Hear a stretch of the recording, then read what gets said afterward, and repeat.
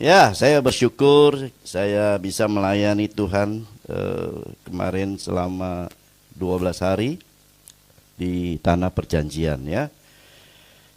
Banyak hal-hal yang tersingkap pada saat kita melayani Tuhan dengan sungguh-sungguh ya. Maka Tuhan taruh sesuatu yang baru, bahkan setiap hari-hari yang baru yang Tuhan berikan kepada kita ya.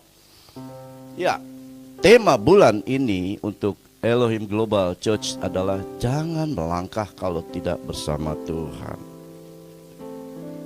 Sekali lagi saya mesti katakan, jangan melangkah kalau tidak bersama Tuhan. Katakan amin. Saudara siap melangkah bersama Tuhan? Yes.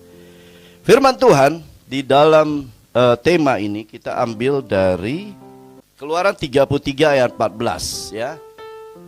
Apa dikatakan di dalam firman itu? Lalu ia berfirman, aku sendiri hendak membimbing engkau dan memberikan ketentraman kepadamu. Haleluya ya. Saya pelajari ayat ini. Ya, bahwa aku sendiri hendak membimbing engkau dan memberikan ketentraman kepadamu. Haleluya. Dari nats ini jelas sekali bahwa Tuhan sendiri yang ingin membimbing kita. Yang percaya katakan amin. Dia hendak membimbing kita. Ya. Tapi persoalannya apakah kita bisa menangkap keinginan Tuhan itu? Apakah kita bisa menangkap visi Tuhan? Bahwa aku hendak membimbing engkau. Tuhan yang berkata loh.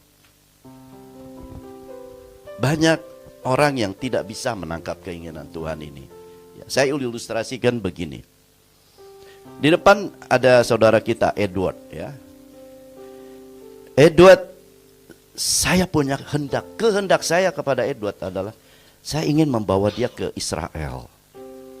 Saya punya keinginan, kerinduan saya untuk membawa dia ke Israel. Ya. Lalu apa yang terjadi? Edward secara diam-diam dia mengundurkan diri dari Elohim Global ini. Dari rumah Elglo ini, dia secara diam-diam mengundurkan diri. Kita melihat apa yang terjadi dalam diri saya. Saya merasa kecewa. Amin. Amin. Saya kecewa. Karena kehendak saya tidak kesampaian kepada Edward. Keinginan saya, harapan saya tidak tercapai kepada Edward. Karena dia diam-diam dia mundur dari rumah Elglo ini. Kenapa itu bisa terjadi? Karena Edward tidak membangun hubungan dengan saya. Dia secara diam-diam mengambil keputusan untuk meninggalkan rumah Elglo ini. Nah, Bapak Ibu, perhatikan di sini. Ada satu miss antara saya dengan Edward. Karena tidak pernah mengerti. Edward tidak pernah mengerti saya. Saya mengerti dia, tapi dia tidak mengerti saya.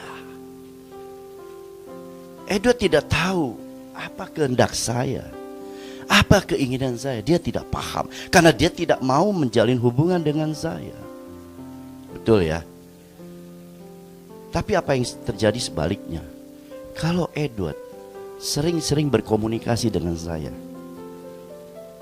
sering berkomunikasi, bertanya, ya, bercakap-cakap dengan saya, dia kenal saya. Edward kenal saya. Oh, Pak Abraham begini. Oh, dia dalam bicara apa Abraham begini. Dia kenal saya. Dia bisa ngambil kesimpulan. Oh, saya kenal Pastor James. Kalau saya dengan Pastor James, saya tidak pernah bercakap-cakap. Saya tidak tahu beliau. Tapi kalau karena saya sering bercakap-cakap dengan beliau, oh saya tahu. Oh beliau orangnya begini, orangnya begini, orangnya begini. Ya. Nah, karena Edo sering bercakap-cakap dengan saya, dia tahu dia melayani dengan luar biasa. Dia sungguh-sungguh melayani. Apa yang terjadi? Keinginan saya, kehendak saya untuk membawa dia ke Israel bisa tercapai nggak? Pasti tercapai. Nah, ilustrasi ini kepada Tuhan, kita kepada Tuhan sama. Dia punya kehendak. Dia punya harapan dari kita. Dia punya keinginan dari kita. Sama. Tapi apa yang kita perhatikan? Kehendak dan keinginan Tuhan terhadap kita adalah kebaikan buat kita. Katakan amin. Saya harus katakan, setiap kehendak Dia, keinginan Dia adalah kebaikan untuk saudara dan saya. Ini harus dipahami dulu. Ini harus dipahami. Kita harus tangkap dulu. Seringkali kita tidak tahu, kita tidak mengerti, kita tidak kenal bahkan kepada Tuhan kita. Seperti ada yang terputus antara kita dengan Tuhan. Saya harus sampaikan ini Bapak Ibu Saudara. Makanya tema bulan ini luar biasa. Saya bilang, oh ya, kehendak-Mu yang harus saya tangkap Tuhan. Keinginan-Mu yang saya harus tangkap Tuhan. Meskipun keadaan saya tidak baik-baik, keadaan saya belum baik-baik Tuhan. Tapi lihat, di balik semua itu, kehendak Tuhan adalah kebaikan buat saudara dan saya. Amin. Bapak Ibu Saudara, yang terjadi, apa yang terjadi ya? Kalau kita tidak membangun komunikasi dengan Tuhan, kita tidak tahu Dia, tidak mengenal Dia. Bapak Ibu, ada beberapa poin yang saya mesti sampaikan. Mengapa orang bisa melangkah tanpa Tuhan? Saya pelajari. Kenapa orang bisa melangkah tanpa Tuhan? Ya.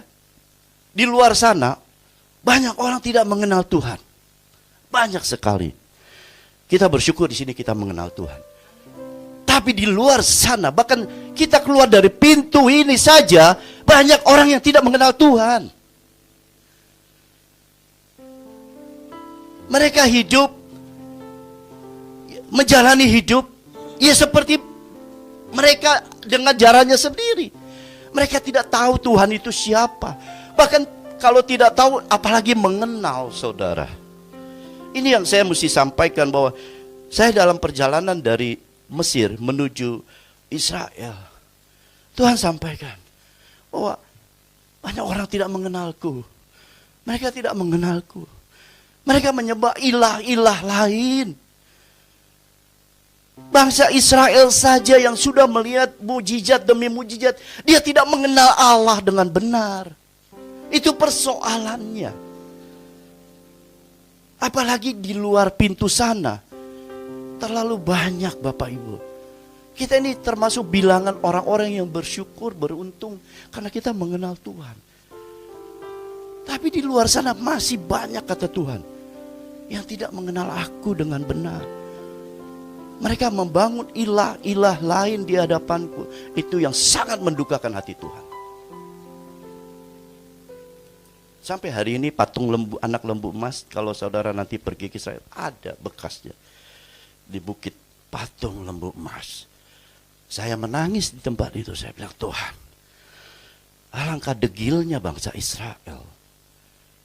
Kalau mereka sudah dituntun Tuhan dengan tiang awan, tiang api, dan mereka melihat dengan visual akan hal itu, tetapi mereka menyakiti hatimu dengan membangun anak lembu emas. Tapi ini bisa terjadi kepada kita Bapak Ibu.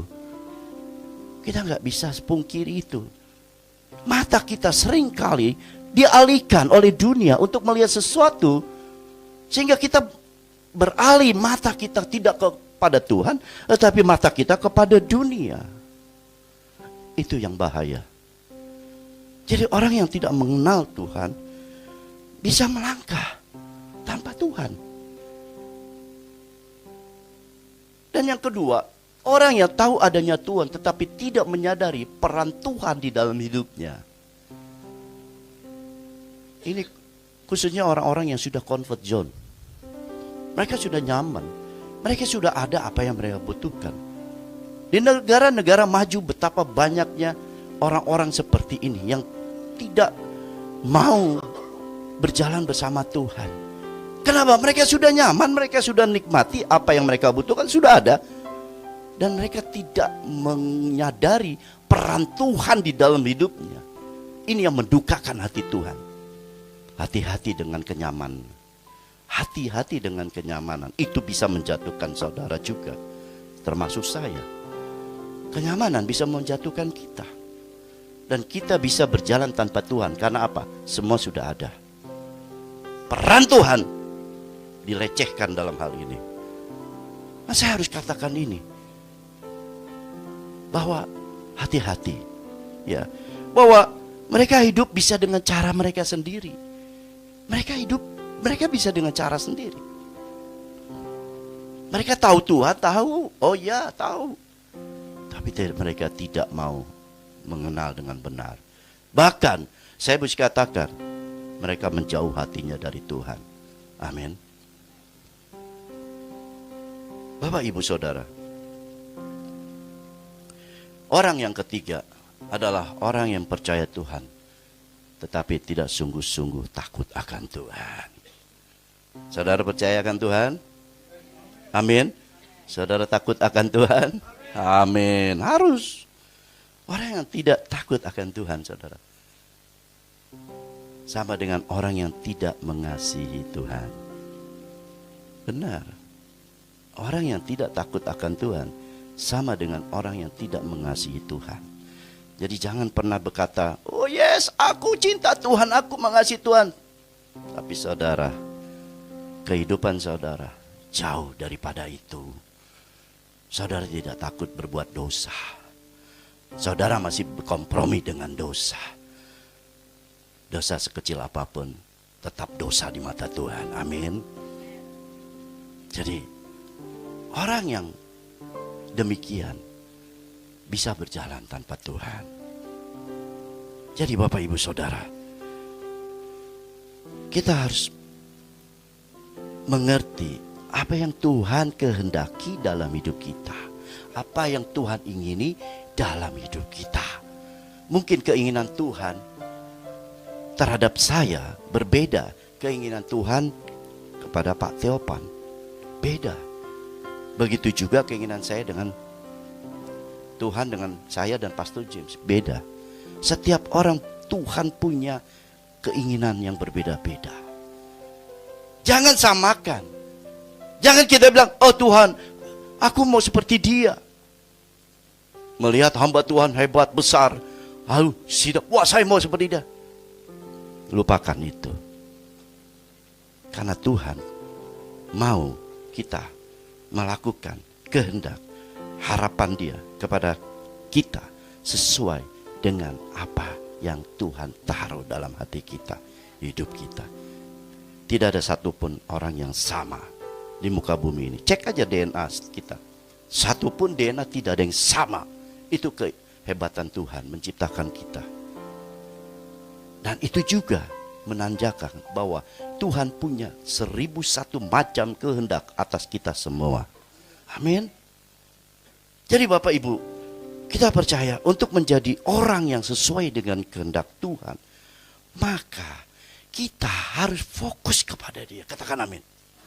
Orang yang tidak fokus, maaf, kita bekerja, kalau nggak fokus, tidak akan menghasilkan yang baik.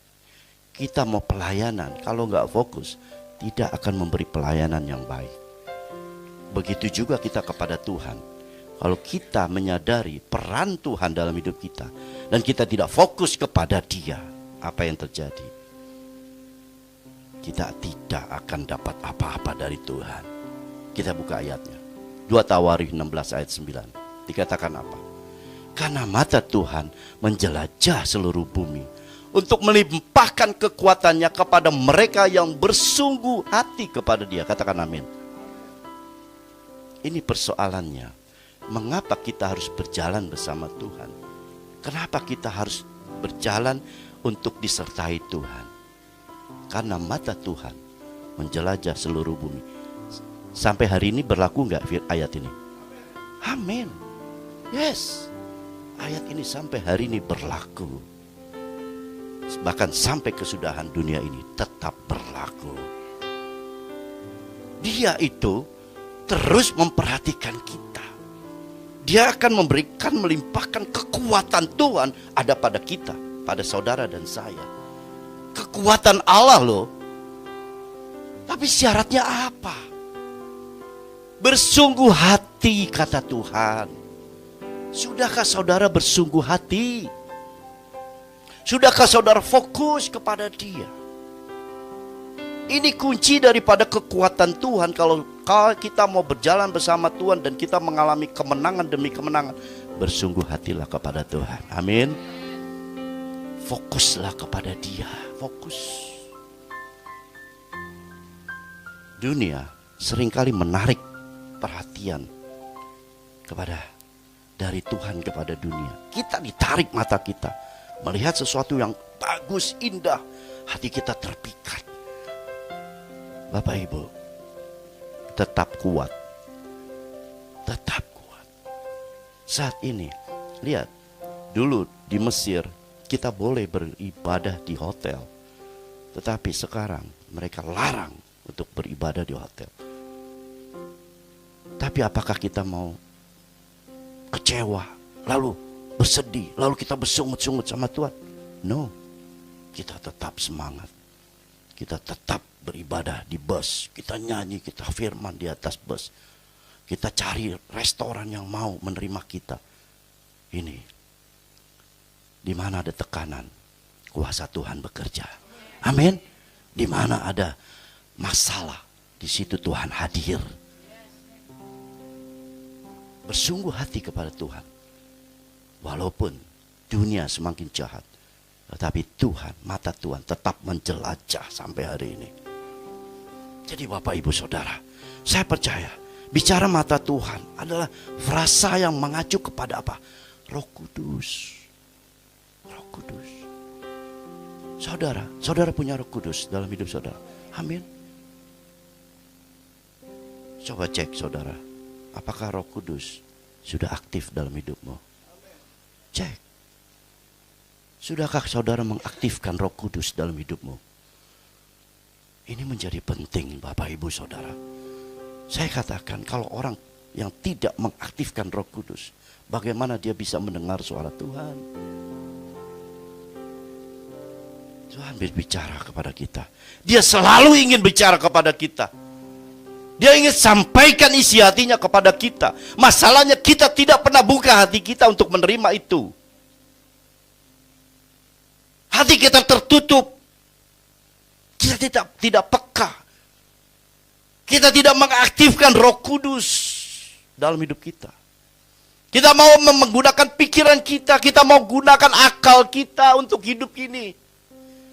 Bagaimana mungkin Tuhan mau memimpin kita dengan cara itu? Dalam menghadapi masalah hidup dan persoalan yang begitu besar dalam kehidupan ini, kita tahu hidup kita banyak sekali masalah. Ya, kita tidak pungkiri itu. Anak Tuhan pun mengalami hal yang sama. Jangan bilang, oh saya sudah ikut Tuhan, semuanya Tuhan aman-aman, semuanya nyaman. Tidak. Semua yang pengikut-pengikut Kristus mengalami hal yang sama. Bahkan mereka lebih dulu mengalami daripada kita. Bahkan Kristus pun mati untuk kita. Nah, bagaimana kita menghadapi itu? Tuhan tahu. Tuhan Yesus sudah tahu. Makanya dia katakan, aku akan memberikan kau seorang penolong yang menyertai engkau sampai kesudahannya.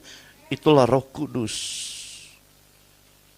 Bapak, Ibu, kalau saudara mau menghadapi masalah dengan kekuatan sendiri, dengan pikiran sendiri, saudara, saya katakan, kita tidak akan pernah mampu dan kita pasti akan jatuh. Tetapi kalau kita berjalan bersama Tuhan, hidup ini perjuangan.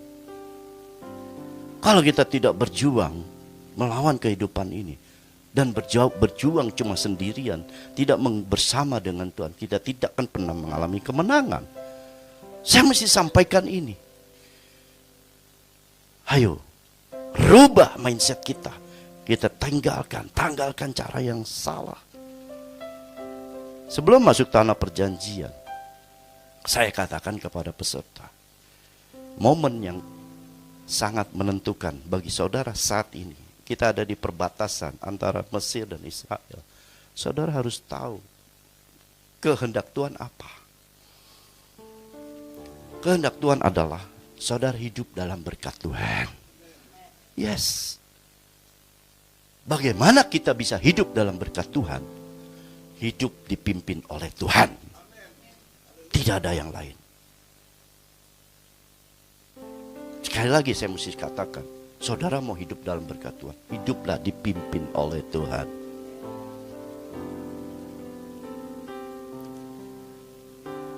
Tuhan tidak pernah tinggalkan kita, seberat apapun, persoalan apapun.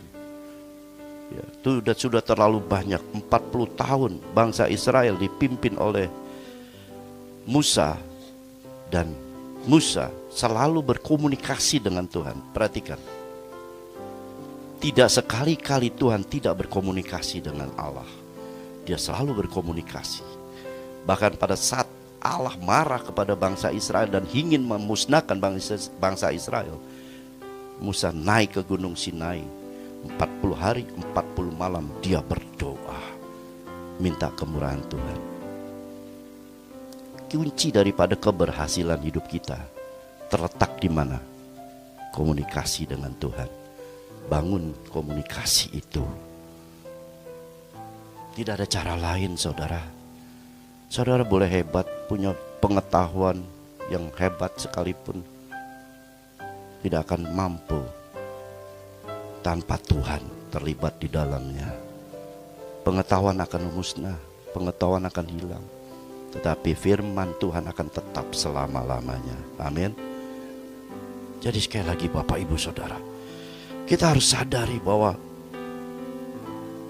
orang yang hidup dipimpin Roh Tuhan menyadari sesungguhnya apa yang nampak itu bahwa semuanya terbatas. Katakan amin. Orang yang dipimpin Roh Tuhan, Roh Kudus, menyadari apa yang nampak di mata itu adalah terbatas. Yang tidak terlihat itu yang tidak terbatas. Amin. Kita bicara Roh Kudus, bicara spiritual, bicara sesuatu yang tidak terlihat, tetapi kekuatannya powerful, powerful. Kekuatannya luar biasa dahsyat.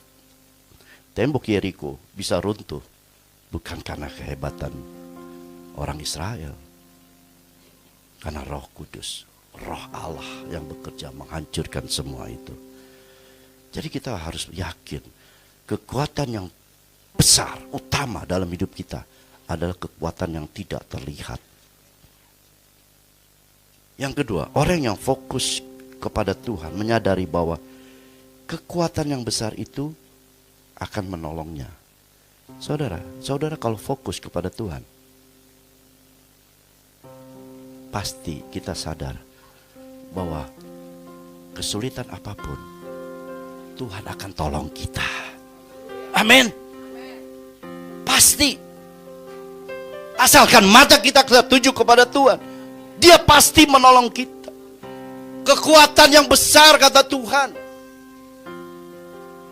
asal engkau bersungguh hati kepadaku, aku memberikan kekuatan yang besar itu kepadamu. Siapapun musuhmu, lawanmu, kita akan mampu menghadapi semuanya. Amin. Jadi Bapak Ibu Saudara, orang yang hatinya melekat dengan Tuhan pasti mengerti bahwa kekuatan besar itu akan menolongnya. Ya, jangan cengeng Bapak Ibu.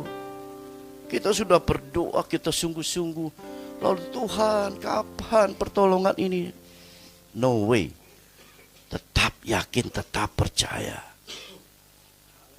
Yes. Sekali lagi, orang yang mengerti, yang hatinya melekat dengan Tuhan, dia pasti tahu pertolongan itu akan datang padanya. Jangan cengeng Bapak Ibu. Mungkin saudara berdoa sudah setahun. Saya mendoakan ini sudah setahun, 2 tahun bahkan. Waktu Tuhan adalah waktu yang terbaik. Amin. Jadi berbeda sekali kalau kita hidup di dalam pimpinan Tuhan dengan orang yang tidak dipimpin oleh Tuhan sangat berbeda sekali. Oleh sebab itu, kejarlah kekuatan Tuhan. Karena Allah kita Allah yang dahsyat. Sungguh besar setiamu, nyata di dalam hidupku.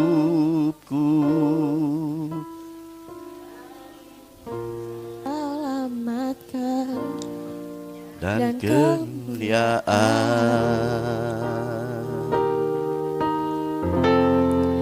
ku tinggikan Engkau Tuhan, melebihi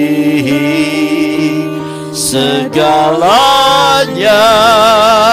lebih dalam ku menyembah dalam roh dan kebenaran. Ku tinggikan Engkau Tuhan, melebihi segalanya, lebih dalam ku menyembah dalam roh dan kebenaran selamanya. Bapak Ibu, orang yang tidak ada Roh Kudus, apakah bisa menyanyikan lagu ini? Bisakah menyembah dalam roh dan kebenaran? Bisa tidak? Tidak bisa, Bapak Ibu. Orang yang tidak disertai Roh Kudus tidak mungkin bisa menyembah di dalam roh dan kebenaran.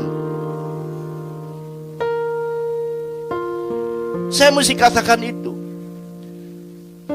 Oleh sebab karena anugerah Tuhan kita boleh terima roh. Roh itu tinggal dalam kita dan kita bisa menyembah Dia dalam roh. Jadi Bapak Ibu Saudara, mari kita hidup dalam pimpinan Tuhan. Jangan pernah melangkah kalau roh Tuhan tidak menyertai kita. Kalau tidak Dia bersama dengan kita.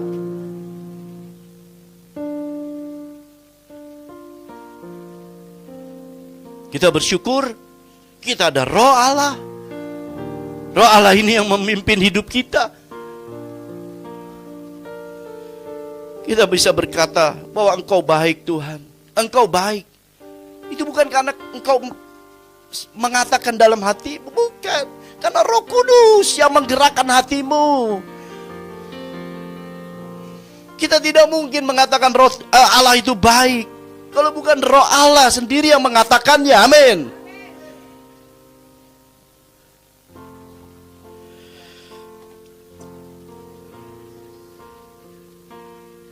Cek, apakah Roh Kudus itu aktif dalam hidupmu? Hari ini kita harus berubah. Harus mengalami perubahan, Bapak Ibu. Kita harus mengalami perubahan. Kita bilangan orang-orang yang dipanggil Tuhan. Kita bilangan orang-orang yang dipilih Tuhan. Dia mau menyatakan kehendaknya dalam hidup saudara dan saya. Dia mau menyatakan itu. Dan saya pastikan kehendaknya adalah kebaikan untuk kita. Agar kita memiliki hati yang sempurna di hadapan Tuhan. Jangan pernah sekali-sekali memalingkan mata kita dari Tuhan. Jangan. Mungkin persoalan banyak, kita hadapi persoalan, tapi mata kita tidak boleh kita palingkan dari Tuhan. Mata kita tetap tertuju kepada Tuhan. Amin. Saudara pernah nonton film His Only Son yang lagi viral?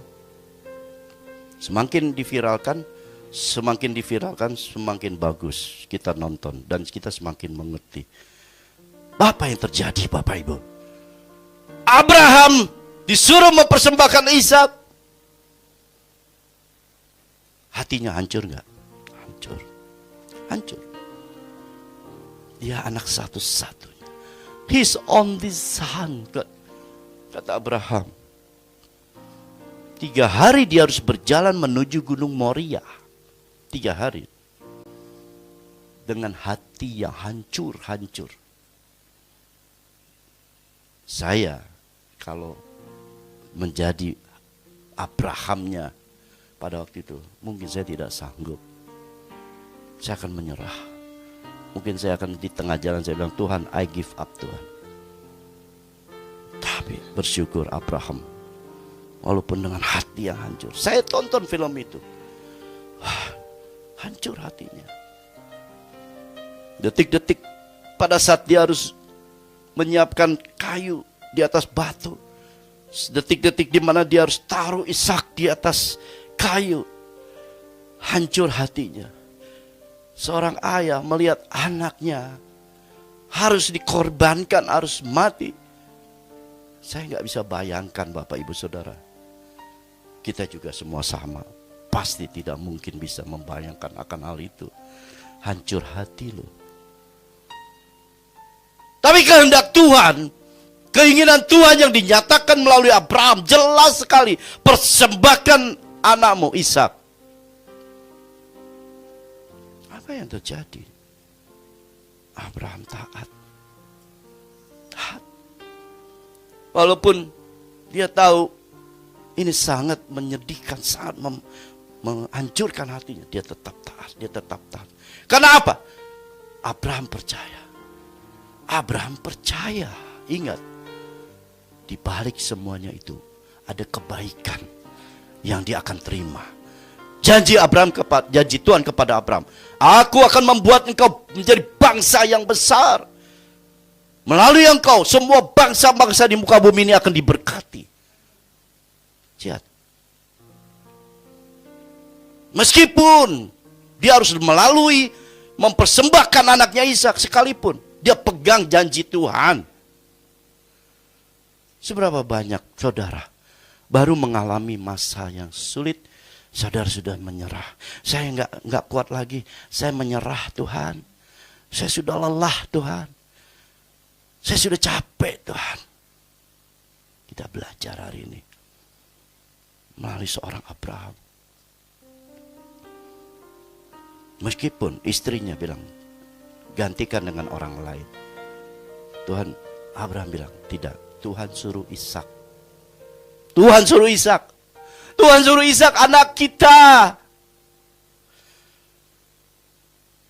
Bapak Ibu. Tuhan tidak pernah berhutang dengan kita.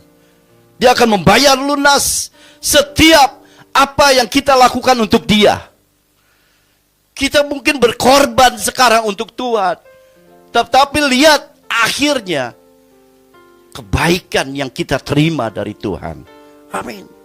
Mungkin kita capek Tuhan. Waduh, semua harus begini lagi, harus begini lagi, harus begini lagi Tuhan. Tapi lihat kebaikan pada akhirnya kita yang kita terima dari Tuhan. Jadi saudara, ayo melalui perenungan firman ini, kita rubah semua mindset kita. Mindset kita kepada Tuhan kita harus perbaiki. Mungkin kita sudah lakukan yang benar di mata Tuhan. Tapi Tuhan tahu hati kita. Kita mungkin sudah terlibat di dalam pelayanan. Tapi Tuhan tahu hati kita. Kita bersungut-sungut tidak melayani Tuhan. Kita mengeluh tidak melayani Tuhan. Kita menggerutu tidak melayani Tuhan. Kita hitung-hitungan melayani Tuhan. Karena apa? Bersungguh hati kepada Tuhan. Ini yang Tuhan cari dari saudara dan saya. Bersungguh hati. Artinya tidak pernah menyerah. Apapun yang terjadi, hadapi.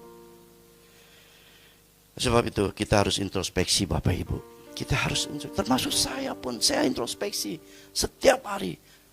Ya makanya gereja ini mengajari untuk selalu membangun hubungan dengan Tuhan.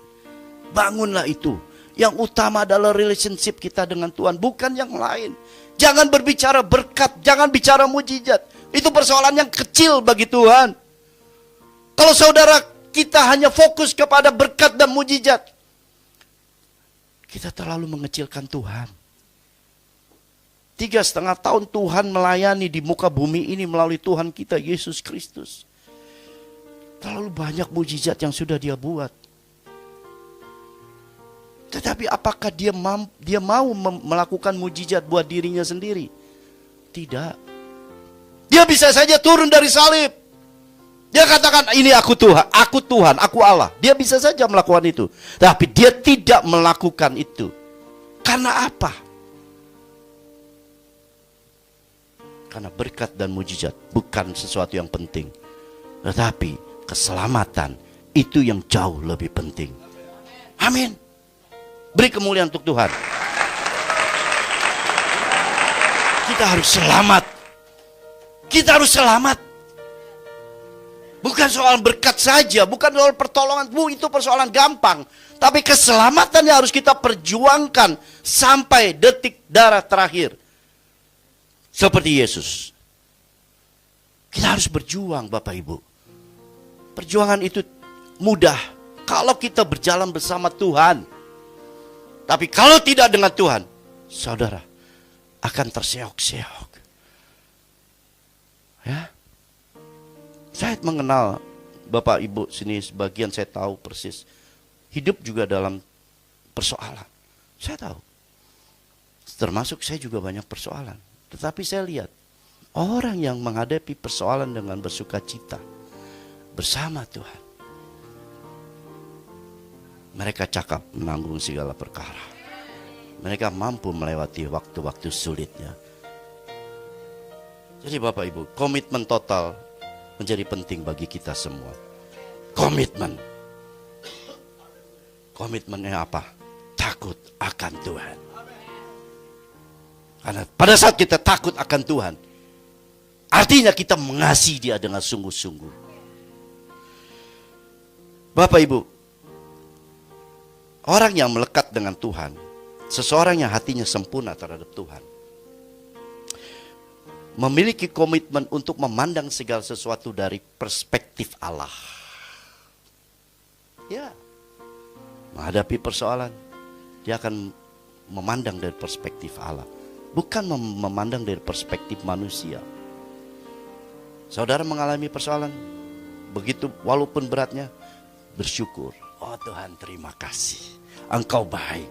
Engkau izinkan ini semua terjadi dalam hidup saya. Perspektif Allah apa?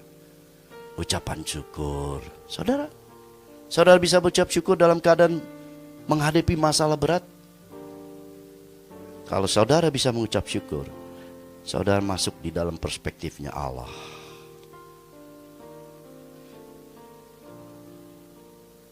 Kita lihat berikutnya.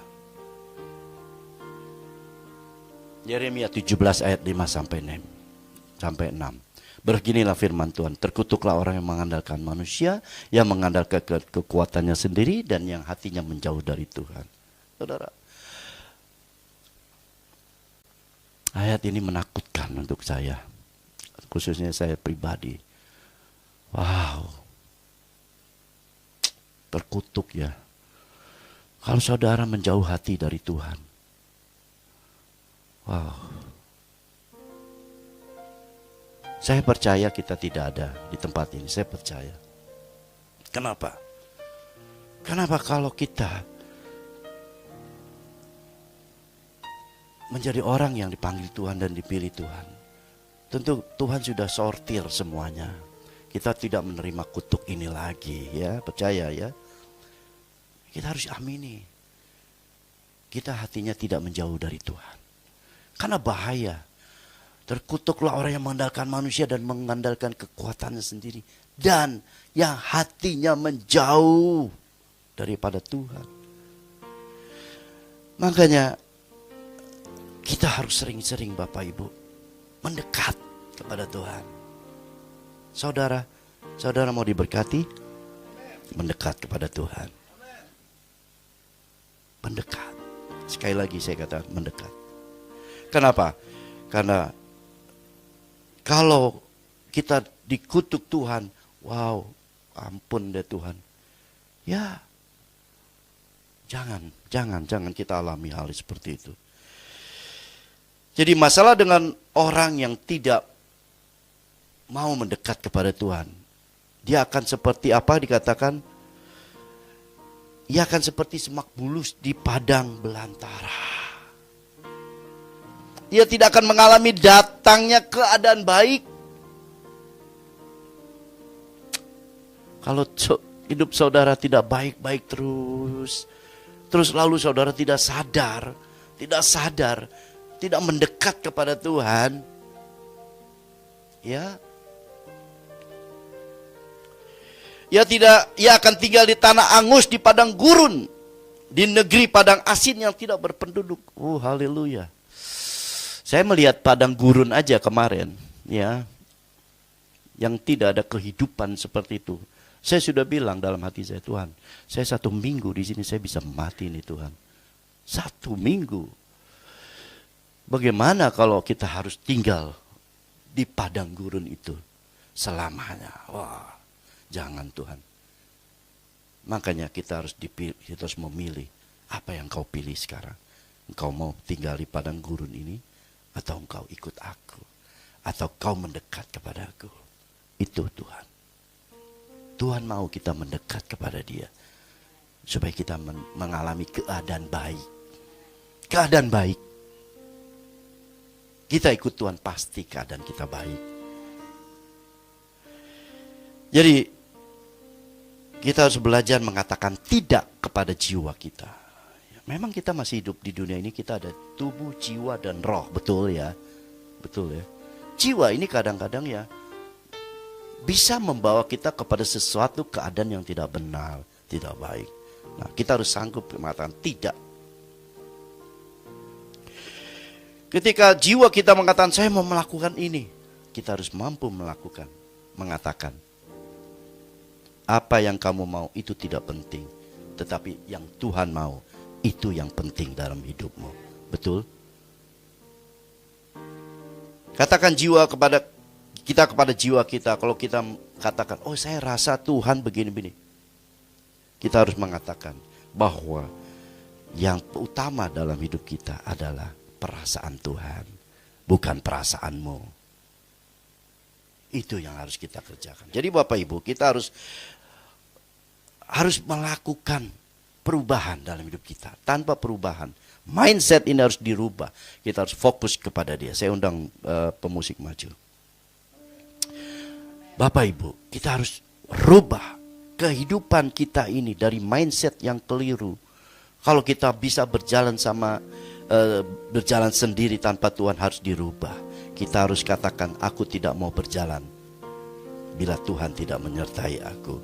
Seperti Musa katakan, aku tidak mau berjalan kalau Tuhan tidak sertai aku. Inilah kehidupan yang harus kita jalani. Amin.